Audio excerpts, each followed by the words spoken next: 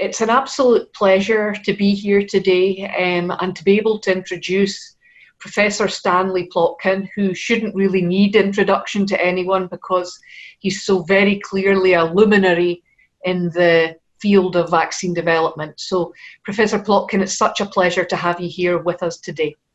Thank you. So as we touch on vaccines, and as of course you are literally the world expert on it, I'd have to ask you, Professor Plotkin, what characteristics are we going to need to see in a successful vaccine for COVID-19? Well, I think the most important characteristic of a vaccine against SARS-2 will be to protect the respiratory tract. Or put it another way, to prevent the virus from spreading from the upper respiratory tract to other parts of the body. Now, it may be that a vaccine, successful vaccine, will not prevent infection because we know from other vaccines that frequently the case is that the effect on mucosal replication is not terrific. Now, with live attenuated vaccines, we often do control mucosal replication, but with non-living vaccines, it's often the case that mucosal replication can occur, but systemic invasion does not. So what we have with this coronavirus is a virus that is able to infect the upper respiratory tract, and which, because the receptors of the virus exist in the lower respiratory tract as well as the upper respiratory tract, it can spread downwards. And what blocks it, or what blocks other agents as well in the lower respiratory tract, is the presence of antibody. And so that is the first goal, should be the first goal of a successful SARS-2 virus, to produce antibodies that can bathe the lower respiratory tract. Whether it prevents upper respiratory infection remains to be seen. One, of course, would like that to be the case, but I don't think we can be sure that that will be the case, even with a vaccine that protects the respiratory tract. Now, the other aspect of this coronavirus, which is unfortunate, is that it produces immune responses that can be exaggerated. So the so-called cytokine storm, and in particular, the cytokine IL-6, and that cytokine storm, even when the virus replication has begun to disappear, can kill the patient. Now, we don't yet really understand the phenomenon. We don't understand how this virus does that. But I suspect that cellular immune responses will be important in preventing that. Now, this has to be cellular responses that are just right, in a sense, that both CD4 and CD8 responses that can control the infection and prevent this late phenomenon of exaggerated immune responses and production of cytokines. But that is a phenomenon which I'm not sure anyone anticipated, and we're just beginning to learn how to deal with. But for example, with antibodies, monoclonal antibodies against IL-6. But my point here is that we have two separate phenomena that we want to control: the virus replication and also the host response, the exaggerated host response. Now, just one last point is, at least to me, I don't yet understand why the exaggerated response is occurring largely in the elderly. In a way, that seems counterintuitive, since the elderly, the immune system is not as good as it is in the young. Yet, this exaggerated response is occurring in them. And I think we need to learn a lot more about the physiology of that response, and what it is about the elderly that permits that response to occur. So, Professor Plotkin, you may be aware that we at Inovio published our first manuscript containing data of our own SARS-CoV vaccine. This is called INO 4800 in Nature Communications. I don't know if you've had a chance to look at that publication yet. I've seen the early data with the Inovio vaccine. They're very promising. And of course, what we need now is to show that indeed the immune responses are protective. Clearly, we want a vaccine to induce antibodies against the SARS-2 virus. But there are other responses also which may be critical to control. And therefore, we have to analyze deeply the immune responses that are produced by different vaccines, because they almost certainly are different. The contrast, I guess, could be between the DNA vaccine and the inactivated virus vaccine that is being produced. I would be very surprised if the responses were identical. I feel pretty certain that they're not. And what we need to know is what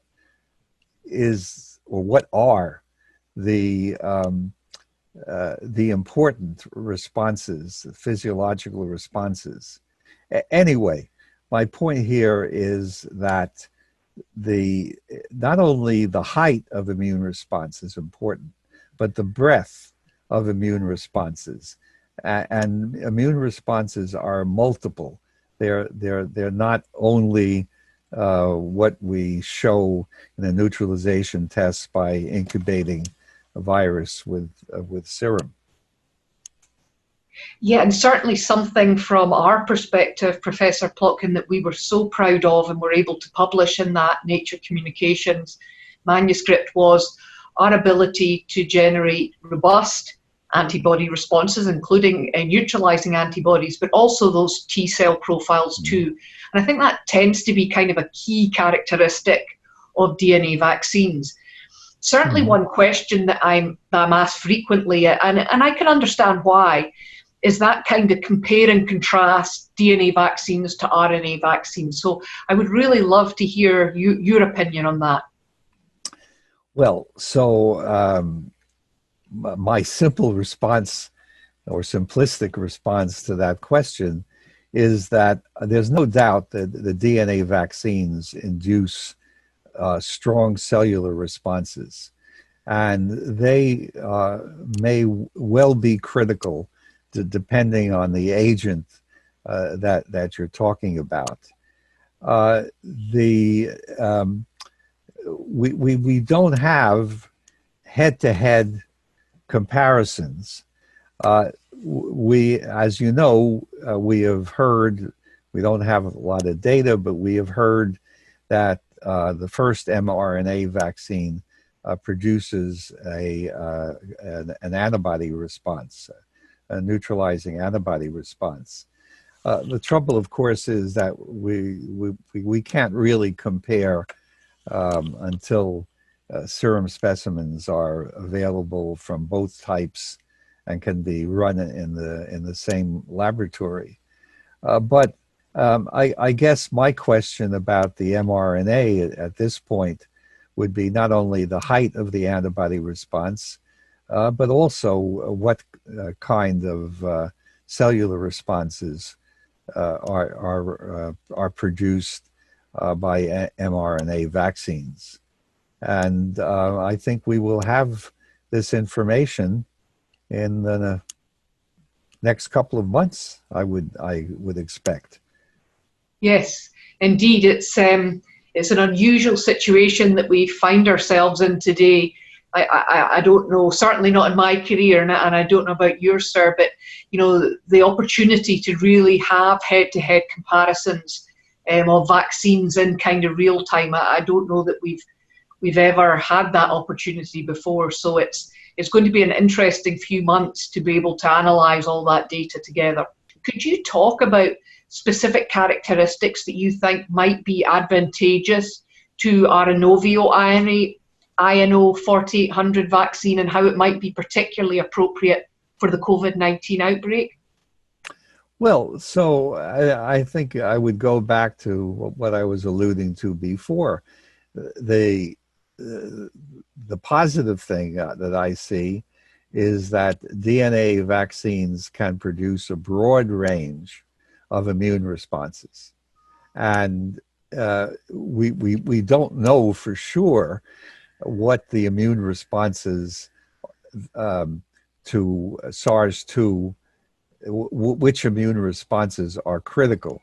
But I think we can infer that certainly antibody is going to be critical.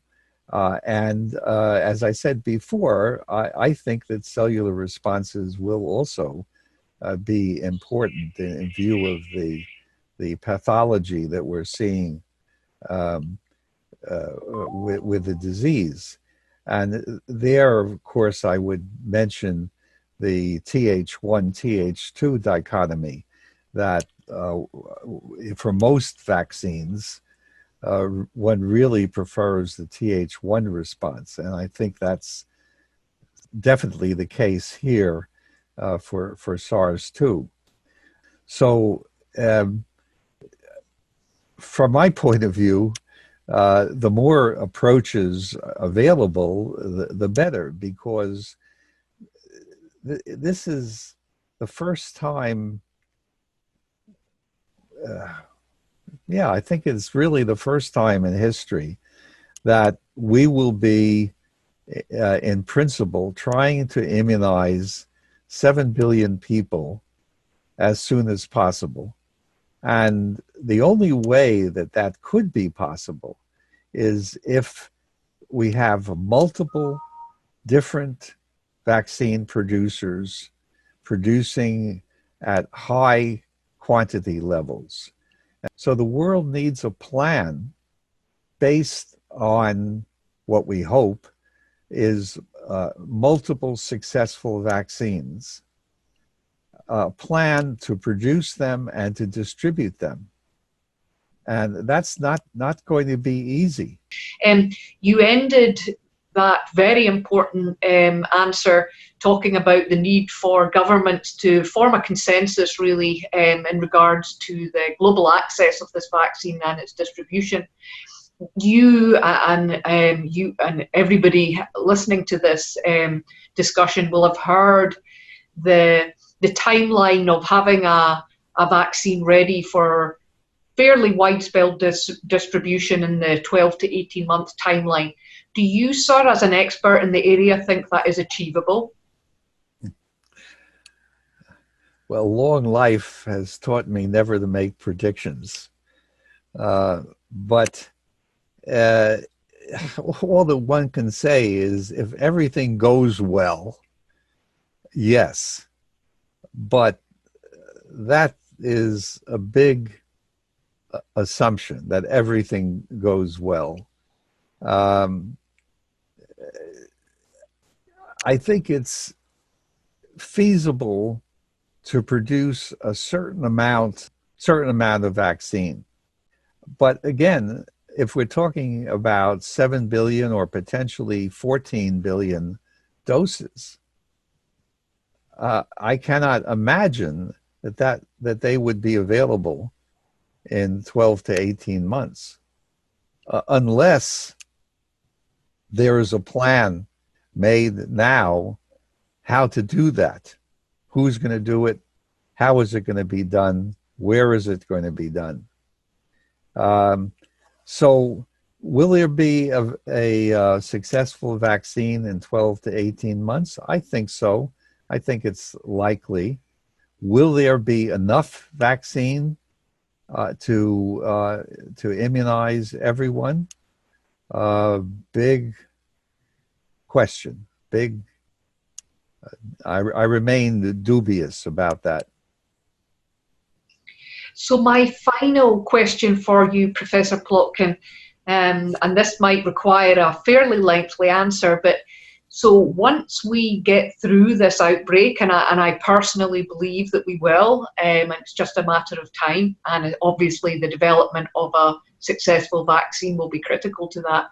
But when we do get through this, how do you think the experience of the COVID-19 outbreak is going to shape vaccine development in the future?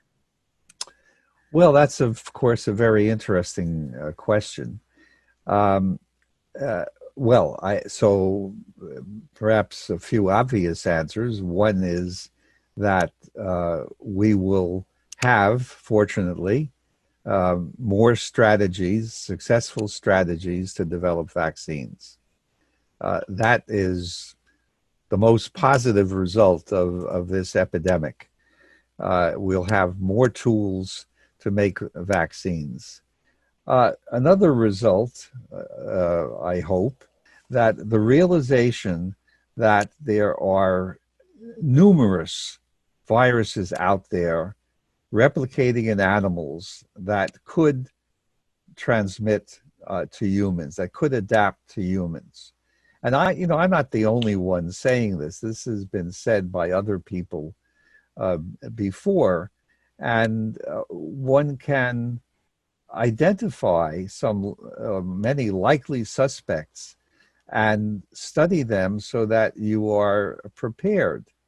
It would have, I guess the most obvious thing to say is that had we gone on to produce a vaccine against SARS-1, we would be in a better position to know what vaccines against SARS-2 will do. Unfortunately, we didn't do that. But I think the lesson is to be ready for adaptation to humans of viruses in the environment. And, it's not just SARS. Zika is another example. Zika was isolated first in Africa, not in humans, by the way. It was in primates, and then began to adapt to humans and began to spread.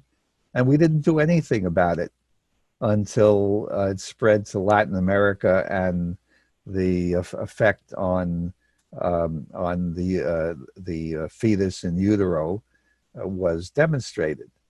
Now, we should have actually, if that had really been studied, it happened in French Polynesia first.